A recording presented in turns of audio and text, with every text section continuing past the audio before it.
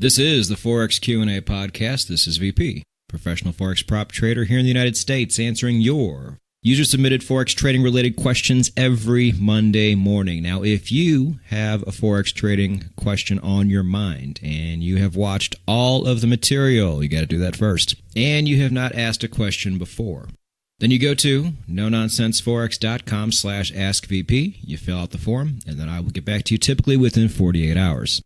So welcome to episode 44.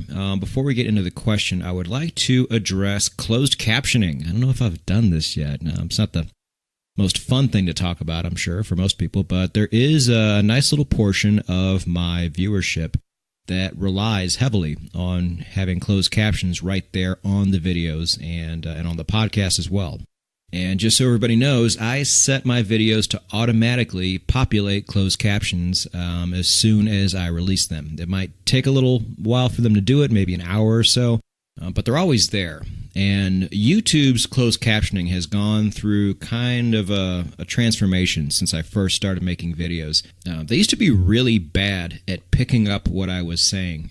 It was funny, but it was a pain in the ass at the same time because I would have to go in and edit every single piece of the closed captioning because it would mostly be wrong.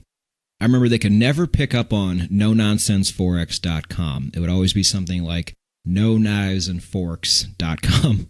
And I was constantly going in there and editing everything. And then after a while, it got really bad. Like the timing would be totally off. Like as soon as I would say something like hello, the word hello wouldn't pop up until like 2 or 3 seconds after I said it. And so I just gave up at that point. I'm like, I'm not even bothering going in there and fixing things if the timing is going to be this far off.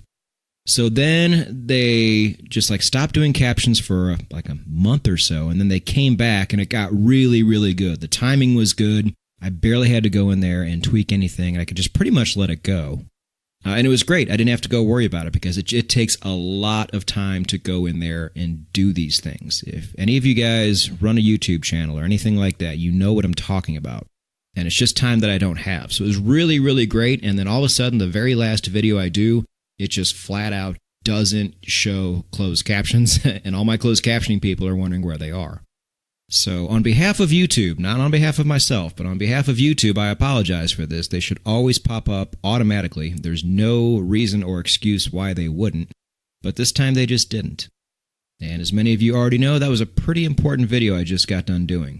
And the only alternative that YouTube is giving me right now to go in and fix it is to actually do all of them by hand. Like for me to go in and type out every single thing I just said and coordinate the timing, which I don't even know how to do. And again, I just don't have time to do it. So bear with me, closed captioning viewers. Typically, YouTube will figure this out, and hopefully they'll be able to populate the closed captioning for this podcast, and everything will be back on schedule. I apologize you had to sit through one that didn't. I know that's a pain, especially when you're very reliant on them.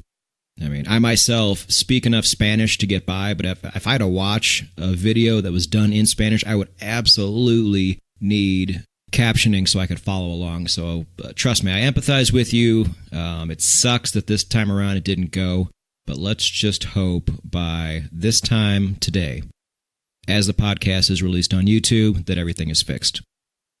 It is the Forex Q&A podcast, and episode 44's question is something I just get a lot from a lot of different people, so I'm not going to name one person. I'll just kind of combine everything.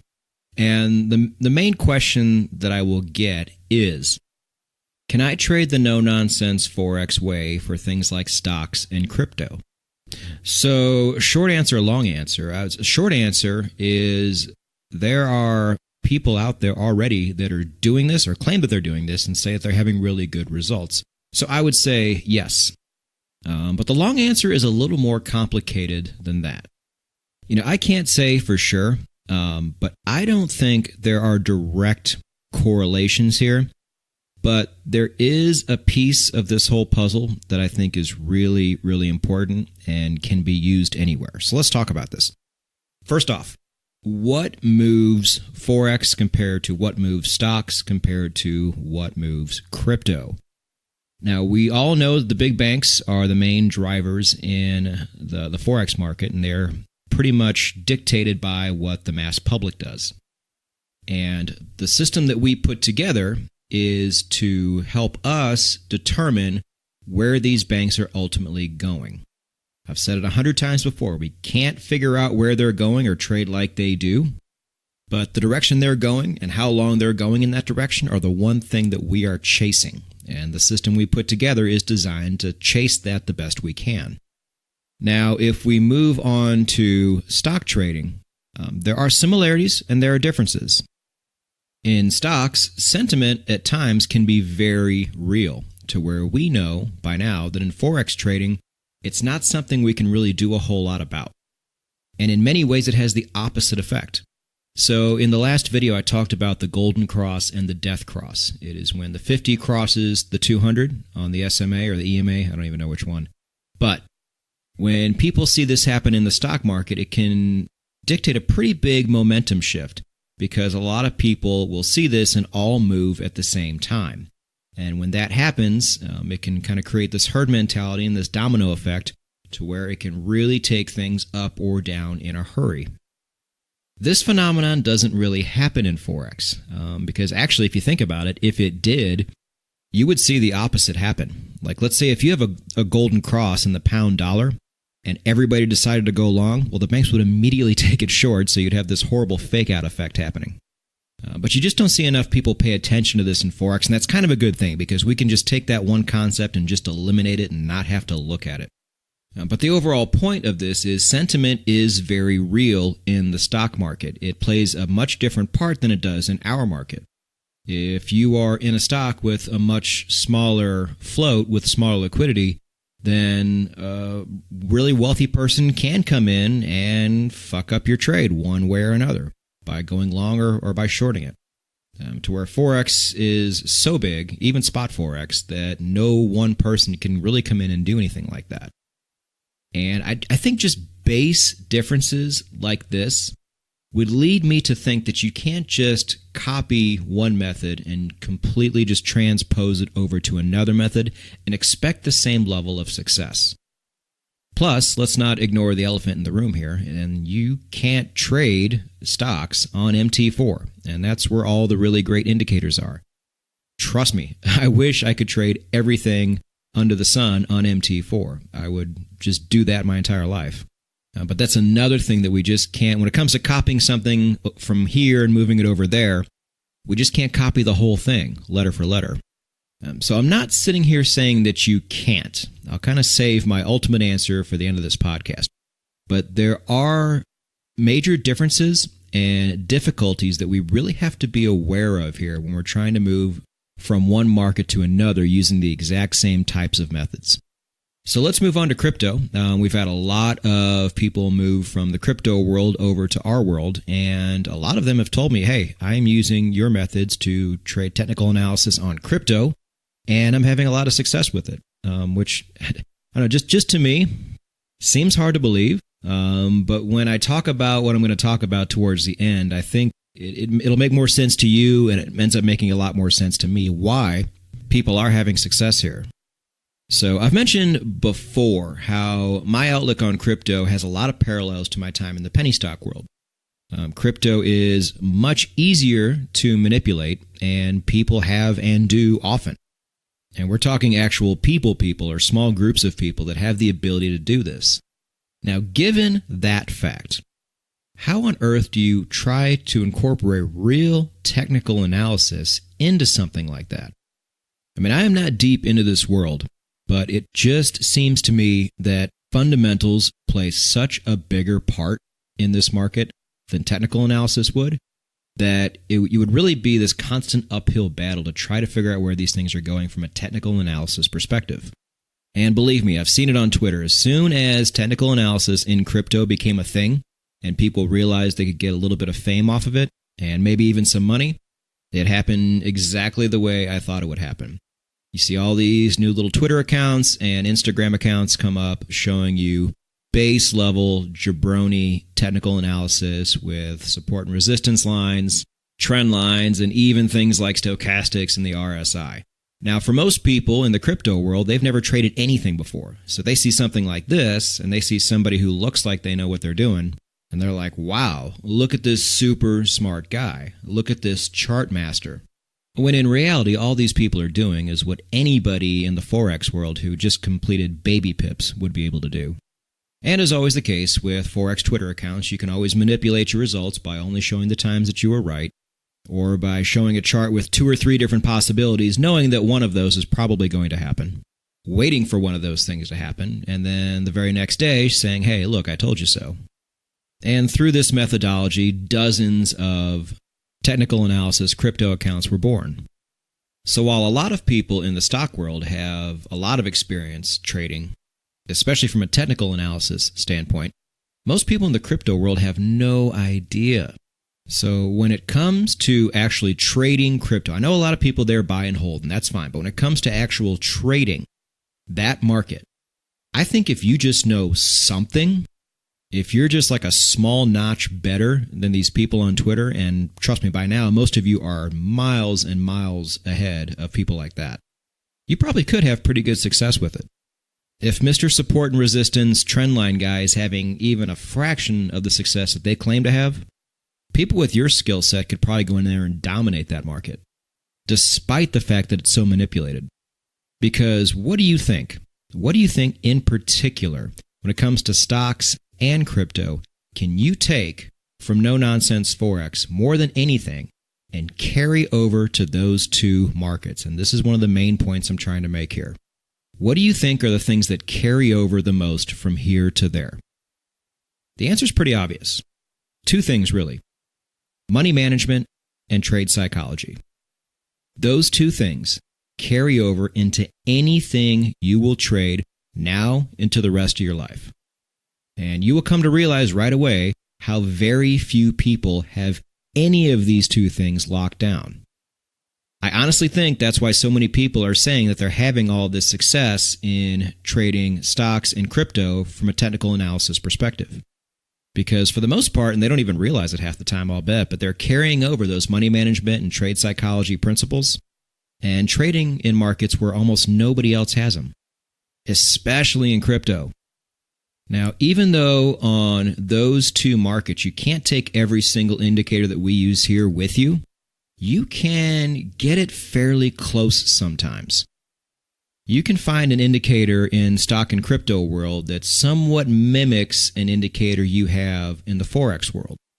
And even though it's not perfect, it's a lot better than what most people have already, giving you yet another advantage.